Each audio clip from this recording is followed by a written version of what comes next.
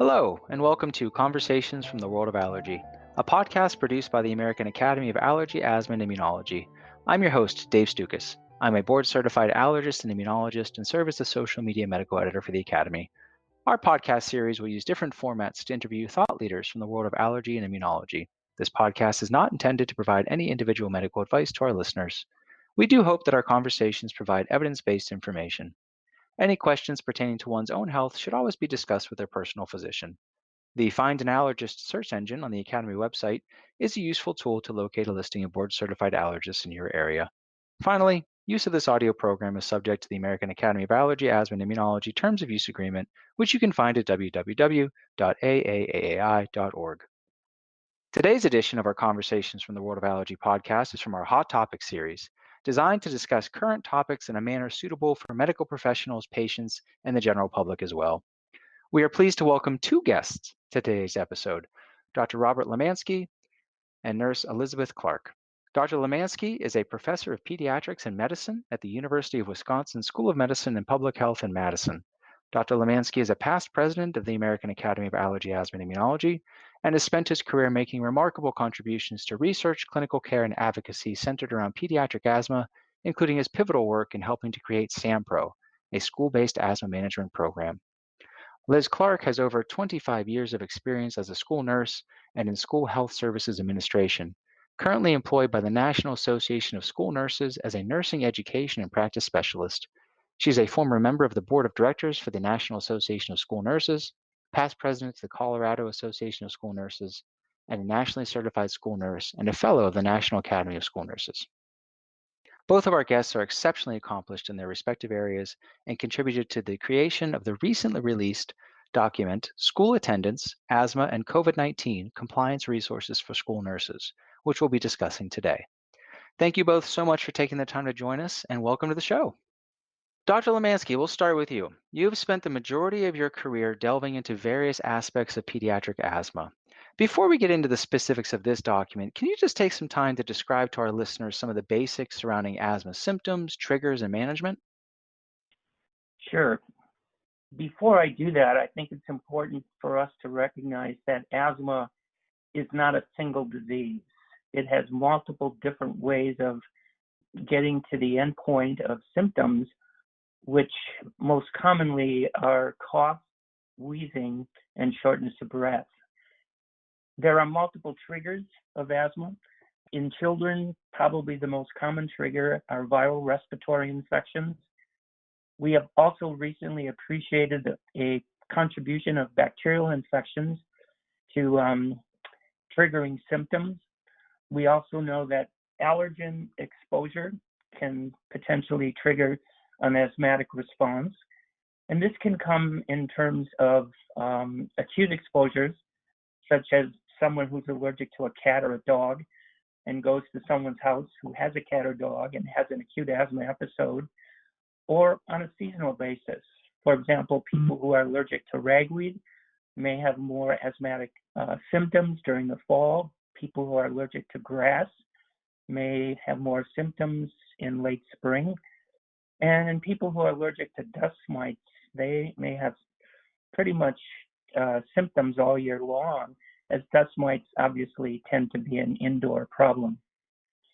We also know that exercise, and not all patients with asthma, but some, can trigger an acute episode, which usually can spontaneously resolve. But students can pre-medicate with bronchodilator inhalers, which are extremely effective in preventing this response from occurring. We also know that in certain spots of the country, irritants and pollution can potentially trigger an asthmatic episode. And one way to think about having asthma is that it's basically what we call hyperirritable airways, which means that an environmental exposure that would not necessarily trigger cough and shortness of breath in somebody without asthma, in somebody who has asthma and has the same type of exposure, they may become symptomatic. As far as management goes, we think of treatment in terms of two sort of categories. acute relief medications, which are basically bronchodilator meds that usually will provide relief within about 3 to 5 minutes and last about 3 to 4 hours. The other are what we call chronic long-term controller medications. These medications really target the inflammatory response, which is part of asthma in many patients. And so these would have to be taken basically every day to keep the airways under control long term. What we would see in the school system is a child could come into the nurse's office or other healthcare provider with acute symptoms, and they would then have to be potentially addressed. And in someone who has known asthma, they would hopefully have an asthma action plan available to the healthcare provider or a individualized healthcare plan within schools. And the nurse or the healthcare provider would then follow that plan to hopefully get that particular episode under control. So I'm going to stop there. I hope I've given you sort of a background about what we think about in terms of asthma symptoms, the triggers of asthma attacks, and the management of these episodes, both acute and long term. Yes, thank you. That was a fantastic introduction. And you sort of started to delve into this important area and what we're going to talk about today. But I'd like to hear Nurse Clark talk about, some of the important aspects surrounding asthma management in the school setting, really at any time, let alone during, COVID-19. So tell us some more about what happens inside the school setting. Hey, Dave, thank you for asking me that question. Initially, it's important for school nurses to do some case finding, identifying those students that are diagnosed with asthma. Oftentimes, that's accomplished by a parent report, sharing information in, enrollment, application, those sort of things. We also oftentimes will find students that have symptoms that are routinely coming into the nurse's office or health room, and then following up and referring those students to care in the community to get that diagnosis of asthma if they don't already have it. And then from this group of students, we want to prioritize those needing focused school nurse led case management. We base that on a set of criteria, such as students that are newly diagnosed who aren't familiar with self-management in the school setting, their age and developmental level. We have many students young, preschool students or kindergarten students, and students that have perhaps a developmental level that is different than their age. They have special healthcare needs. And we also have students who have challenges with attendance, who may have, significant attendance issues, chronic attendance concerns that need some case management to support their academic success. We also have had students who had frequent ER visits or MD visits that need some case management support. It's really, really critical to establish communication between the student, the family, and the healthcare provider, and to identify key aspects of their medical plan. It's really important the school nurse obtain the asthma action plan from their healthcare provider to identify goals and priorities for the student and the family. And development of the student's individualized healthcare plan to guide their health services in the school is really critical. We want to make sure we're implementing it correctly, we're providing staff training, and evaluating our treatment plan while in the school setting. Another important aspect that I want to mention is indoor air quality and reducing those asthma triggers, which Dr. Lemansky mentioned. We want to really talk about non-scented cleaning products for our students with asthma, no furry classroom pets, and also, being up to date with maintenance and repairs in the school, such as, not having plumbing leaks or issues with mold. And I think one of the most critical things for our students with asthma is really having that access to quick-acting asthma rescue inhalers throughout their school day, including to and from school, transportation, and their after-school activities. Many of our students stay after school and are in band or sports events and need to have access to their quick inhaler or rescue inhaler in those activities as well. Wow. So I'm hearing from both of you already just a fascinating sort of background surrounding the complexities of asthma management overall, and really all that going to school with asthma entails. And I personally, I talk to families about how children with asthma, oftentimes will spend more waking hours in the school setting than they actually will at home during the school year. So these are very important points that you've touched upon already. And as we transition to specific issues, related to COVID-19, Dr. Lemansky, what have we learned about COVID-19 and how it affects children overall, as well as those who have underlying asthma? Well, we're learning more every day, obviously, but it appears as if children, if they do get infected with COVID-19, the illness and the symptoms they experience tend to be less severe than we see in adults. And perhaps that this could be related, at least in part, to comorbid conditions in the adults. In a child who has asthma, who gets COVID-19, was a recent report that in New York, the rate of hospitalization tends to be a little bit greater in the kids who have asthma. But on the other hand, they tend to have less severe episodes and they tend to be discharged quicker than we see with other viral respiratory infections. Now, the other way to think about COVID-19, which you may or may not think about, but I am involved in a number of research projects, and some of these have an outcome or a primary outcome as the number of wheezing respiratory illnesses that a child has during a certain period of time. And what we're seeing during this sequestration for COVID-19 is that the rate of these episodes is almost zero.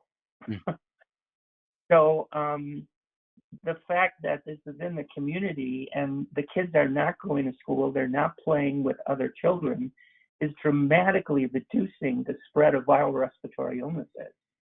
And therefore, the rate of asthma episodes and asthma attacks is going down really significantly. That is fascinating, and there may be some silver linings to all this. Obviously, none of us want to be in this situation, but I find that information comforting and also very interesting that we need to learn more. Now, Nurse Clark, what are some of the overall concerns that you've heard from school nurses about a return to in-person learning during COVID-19? Well, I think we've heard a lot of concerns from school nurses about the return in person, and many schools across the country have started with students in their schools. And so what we're hearing, number one, is school nurses being able to differentiate between COVID-19 symptoms from a child's usual asthma symptoms. And if they're having respiratory difficulty, they're really you can't tell, right? And as Dr. Lemansky said, oftentimes students with COVID-19 do not have any symptoms. So that certainly is a concern for school nurses. Another real significant concern that we've heard is that nurses are concerned about the health status of students who may have not been receiving follow-up asthma care or access to care in the community since the beginning of the pandemic. We've heard that many families have been hesitant to take children in for well child visits or take them, for treatment because of, COVID and the scare in their communities. We wonder if students have had access to medications that they've needed, are they continuing to take their prescribed medications? And so that is a concern that school nurses have. Also, there's also a recommendation to not provide nebulizers in schools because of the aerolization of the respiratory secretions. And so, the request is to have multi-dose inhalers rather than nebulizers at school. And so there are students who perhaps need some education and training, as well as informing families about that recommendation and working with those primary care providers to have those orders updated. We also really have heard about that separate space in schools, having an isolation room for students that are sick compared to students that are coming in for routine health treatments, such as their routine inhalers and other care that is provided in school. And so many schools have difficulties with space and having the challenge of having a separate location for well students and sick students in receiving care at school nursing services is a challenge for many school nurses across the country. I also do want to include the social emotional issues for students returning to school. There's a lot of stress and anxiety as a result of this pandemic.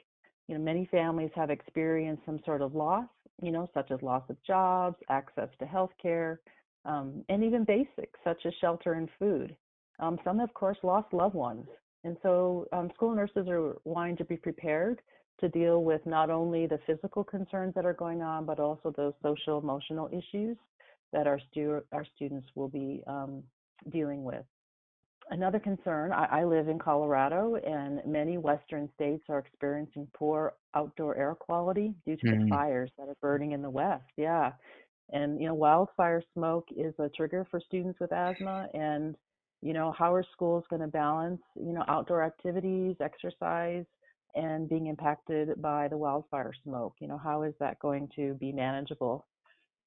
And also just a couple other things, basic mitigation strategies in younger students, such as physical distancing and keeping face coverings on if required.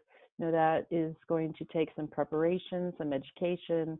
It's difficult to tell a 5-year-old you have to stay 6 feet away from your little friend because they don't even know what 6 feet is, right? So, I think that's going to take some time. And NASN has created some videos to help with this, and they're on our website, and they're on hand washing, face coverings, and when to stay home when you're sick. And we're hoping that those will, help families as well as school staff and teachers in sort of that education piece that is so needed for our families.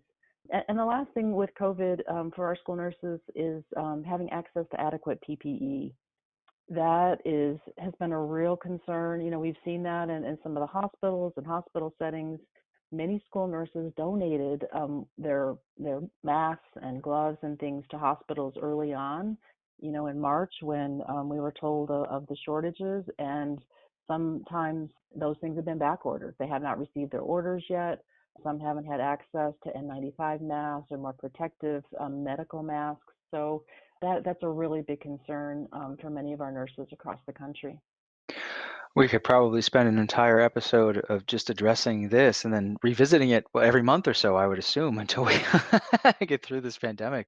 Now, off the top of your head, and I apologize if I'm catching you off guard with this, but I know a lot of families that I work with and patients of mine, they don't have a school nurse full time at their building. And do you happen to know, ballpark nationwide, what percentage of either buildings or districts don't have a full-time school nurse available?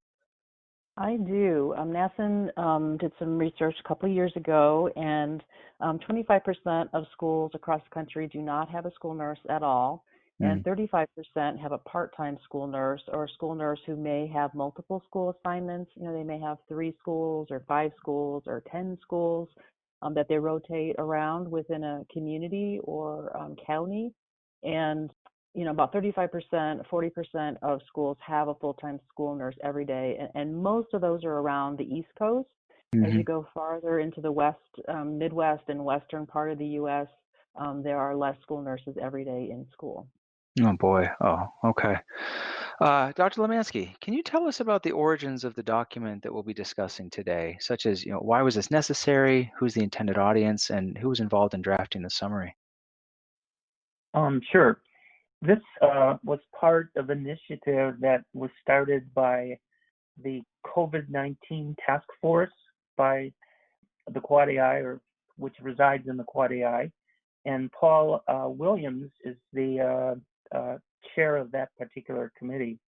Paul asked a couple of the different committees that are within the academy, including the Office of School-Based Management of Asthma, which I am chair of, and also the Asthma Cough Diagnosis and Treatment Committee. And there were 2 representatives from that committee, Roxana Siles and Bridget Jonas. And also, of course, Liz from the National Association of School Nurses. And we had also some big help from Renee Van Lick, who works with me in terms of administrating the Office of School-Based Management of Asthma. Now, the Office of School-Based Management of Asthma is where our SAMPRO, or School-Based Asthma Management Program, resides. And if people who are listening to the podcast are interested, the reference to SAMPRO, it's a very multidisciplinary approach to taking care of children with asthma in schools. And the document contains appropriate references for people to be able to access this program. And who is the audience? Who was this developed for? The intended audience was, the task force was getting a number of inquiries from docs and members of the academy, and probably from parents and families as well, if there was some kind of a guidance document that could be available for them to look at. And so this, number one, was intended for school personnel, school nurses, healthcare providers, etc., who deal with children with asthma during this particular COVID-19 pandemic. But I think there's enough information in this document, particularly in the reference section, that could be very valuable information for clinicians who deal with children with asthma. Mm. And in general, is this summary meant to serve as, is this the letter of the law? These are strict guidelines that every school absolutely must follow? And if not, really, what's the best way for this information to be put to use? Well, we intend to disseminate this to various schools throughout the country. As far as implementation goes, that I think is really going to be up to the individual schools and the school districts. As I have learned with the SAMPRO program, people deal with these issues very differently in various school districts throughout the country. So this particular document should serve as a framework for people to look at to hopefully provide guidance, but it's not meant to be a medical legal document where if you don't follow these rules, you're in trouble. No, that's great. And we'll put a link to that in the show notes as well. And for those who have not read it yet, it is available on the Academy's website. It's not cumbersome. It's just a couple of pages with some really great information, which we're now going to discuss. So you can listen to us discuss it as well. And speaking of which, Nurse Clark, why are face masks recommended by many schools? And do you have any tips on how to help children get used to wearing them all day, or adults for that matter? Well, Dave, I do want to share that, for children, we don't call them face masks in school. For our students, we call them face coverings, which is the terminology that CDC uses. Face mask really is for more of a medical, face mask, like a surgical mask or an N95, one of those. And we're expecting our students and our staff to wear face coverings, which are cloth masks. And so CDC has lots of guidance out there and, recommends that children older than 2 years are encouraged to wear cloth face coverings. This does vary in state recommendations. So depending on where, people are practicing and families live, they can also check with their local school district. Some school districts are recommending certain ages, like 10 and up, wear face coverings, and others are saying, 5 and up, kindergarten, all of them. So we also want to think about children with special healthcare needs, particularly students with sensory issues may not be able to tolerate face coverings. And, more is being learned almost every day about the epidemiology of COVID among children and, how easily they spread the virus. And so, the early research does show that face coverings do make a difference. And so we want to make sure that we are advocating for that. There are some tips out there on, how to sort of get children used to wearing face coverings. CDC also has lots of videos. I mentioned the NASN videos earlier, and they are in English and Spanish. So those can be downloaded and put on, websites or put in newsletters to families. Many school nurses are, distributing those to their stakeholders. But some of the things that come to mind that families can do in working with their children in regards to face coverings is, make those face coverings fun. You can decorate them, have the children pick out their favorite colors, We've seen many that have, characters on them, like, if you like a certain cartoon character, those sort of things. In younger children, include face coverings in play at home. You can put a face covering on your stuffed animals or your action figures or your dolls. You can also practice wearing them at home for longer periods of time. And so there are many school communities that are still on sort of that virtual at-home learning and have the children, practice wearing them for, 10 minutes at a time, and then a half hour, and then an hour, and see how they do. Children are very resilient and in most part tend to adjust very easily, a little bit more easily than us adults. Mm-hmm. Yeah, and then, make sure that there's also proper education on how to take them off and put them on correctly. We don't want them to, have dirty hands, so they should be washing their hands before they put them on, making sure it's the face covering is fitting over their nose and mouth snugly, but it's comfortable. And then if they touch their face in any way, they need to wash their hands. If before they take their face covering off, they should also wash their hands. And so lots and lots of hand washing, right? Mm-hmm. And they can also practice that hand washing at home, when before they put their mask on, when they take it off. We're recommending, just like CDC, 20 seconds of hand washing with, they can sing the happy birthday song twice or the ABC song, and making sure that they're washing that face covering every day after it's used. We don't want the same one used every day, right? I mean, for the week, it has to be washed every day, either hand washing or, throw it in the washing machine and dry it. So I think those things are most important tips. Yeah, absolutely. Those are fantastic tips. And our children are going, but they're 7 and 10, and they're in a hybrid model. So they went 2 days. Last week was their first week, and they go with an extra mask in a Ziploc bag with their Yeah. name on it, and that came in handy on day number 1. So that's Yes, probably going to be part of it as well. absolutely. Yes, thank you. Yeah, thank you for bringing that up. I do think that's, especially with children, to have a backup just in case. And we are also saying, please don't share your mask with your friend. So if your friend has one that you think looks really fun, do not share that with them. Keep your own mask and have them labeled in case it gets, falls out of your pocket or, gets out of your backpack or whatever. Those are important. Thank you for sharing those. Yeah, great. Dr. Lemansky, as I'm as you know, I'm the social media editor for the Academy, and it's literally my job to spend time online. And, and as I do so, boy, I encounter a lot of, interesting takes on COVID-19, a lot of misinformation, especially regarding face masks and face coverings, such as, that they'll cause carbon dioxide retention or low oxygen levels, even decrease your immunity. Can you help us set the record straight? Will wearing a face mask pose any medical risk to somebody with asthma, especially a child? No. All right. So is there any evidence that it would cause underlying bronchoconstriction, decrease oxygen levels, asthma attacks, anything like that? To my knowledge, no. And I've checked with a number of my colleagues before I came on this podcast if I was missing something in the literature. And I think you just have to use common sense. That the number one thing we need to be thinking about is transmission of this virus through aerosols. And you can breathe through a mask. People, if you think about a little kid when they go outside in the cold, I live in Wisconsin, we always put scarves around our faces, and it was not a big deal.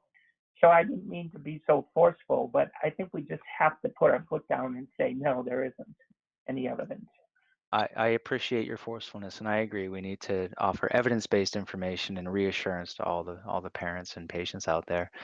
Nurse Clark, this document includes a discussion about the need for children with asthma to continue their daily medications if they have these prescribed. Why was that information included? That's a really great question. With asthma being a chronic health condition that does not have a cure, it requires the ongoing self-management even during a pandemic. And as I said before, students may not have been receiving their follow-up asthma care, access to care in the community since the beginning of the pandemic. And so, it's really important. It's an important part of the nursing assessment done by the school nurse to help identify and focus on that student's individual healthcare plan, what action steps to prioritize, and the need to identify how to access medications for that student. It's really, really essential that students manage their asthma and remain in control of their symptoms. The early research also shows that, that the folks that are in good control and maintaining their control of their symptoms are going to be better off if indeed they get sick with COVID-19. So we really, really want to stress that. Excellent. We touched upon this a little bit earlier, but Dr. Lemansky, can you tell us a little bit more about why this document specifically discourages the use of nebulizers to deliver asthma medications inside the school setting? And what are the preferred ways for these medications to be delivered to children? Before I answer that question, can we just go back to the previous question? I just would like to add something. Please. In terms of daily controller medications, many of the daily controller medications that children take are inhaled corticosteroids. And there was some concern, albeit not a valid concern, that taking these medications may somehow make people more susceptible to getting COVID. And there's absolutely no data to support that. And this has actually been looked at in a prospective way. So now in answer to your question about nebulizers, we actually, our group, when we were talking about this, the literature isn't black and white on this. The CDC seems to be coming down more on the side of nebulizers are okay. We don't think they're generating sufficient amounts of aerosols that we would need to be worried. But if you look at the World Health Organization literature documents, which we referenced in our guidance here, they're not as clear-cut about this. So we decided to not say for sure you shouldn't use them, but we're saying that they should be discouraged from being used routinely in the healthcare environment in the school. And children, using a meter dose inhaler with a spacer device, that's part and parcel of taking care of a patient with asthma. That should be taught to the child and the family by the clinicians and the nurses in the schools about how to properly use a meter dose inhaler. And they should be just as effective in terms of treating an acute attack as a nebulizer would be. Great.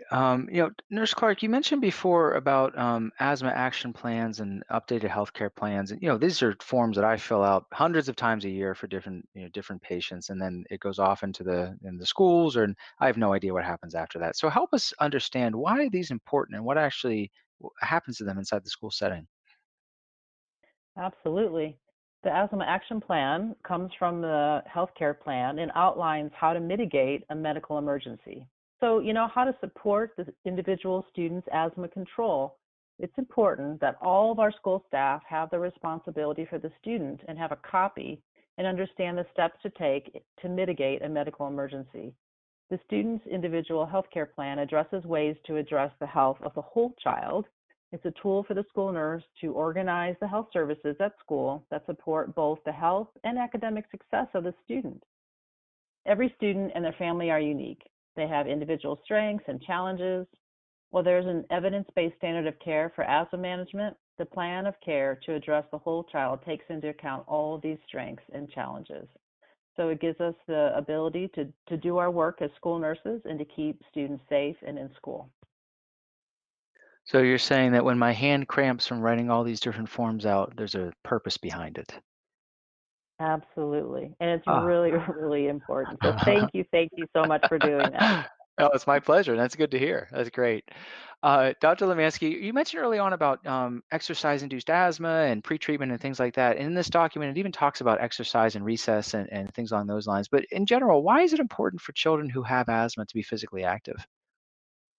Well, for one thing, what you don't want to do is make the child with asthma an asthmatic cripple, if you will, Mm. where they're being singled out because they have asthma, and instead of participating in normal physical education classes, they're sitting on the sidelines, and they're being looked at as being different. And that absolutely should not happen. As a clinician, it's our job to be able to do everything we possibly can to get kids to participate in sports and participate in activities that they enjoy. And it's important for them to be physically active to improve their cardiovascular fitness. We know that as you improve your cardiovascular fitness, you improve your minute ventilation for certain activities. That is, you breathe less fast when you're running a mile as opposed to how fast you were breathing before you became physically active. And the importance of that is the major triggering factor for exercise-induced asthma is heat and water loss from breathing quickly.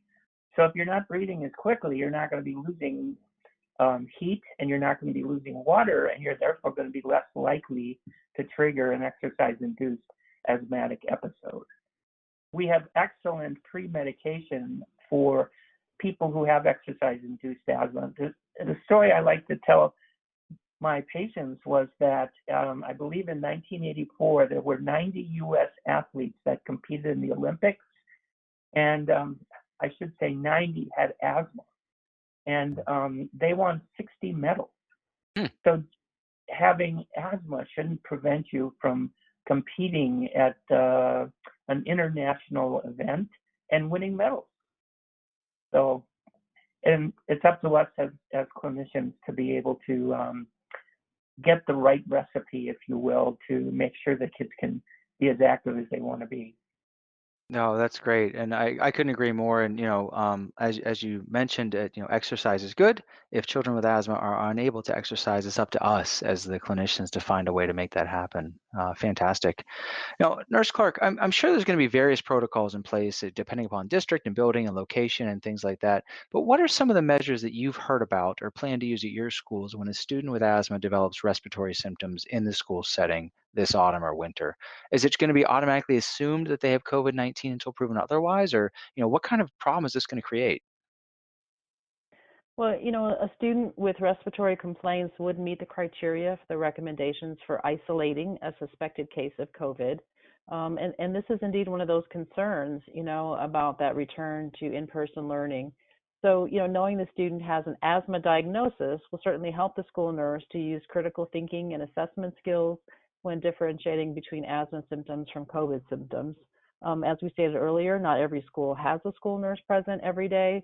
And so it may be a non-nurse, unlicensed personnel who, cannot make an assessment. And so they would have to follow the protocol saying if, there's a child who has symptoms associated that could meet the criteria for isolation, that child would have to be isolated and then, sent home to parents to care for.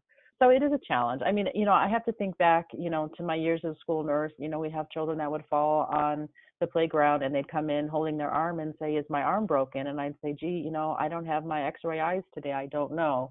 And so, there's some similarities here in that we can't tell always by, looking at that child whether or not they have COVID. The only way to do that is by testing.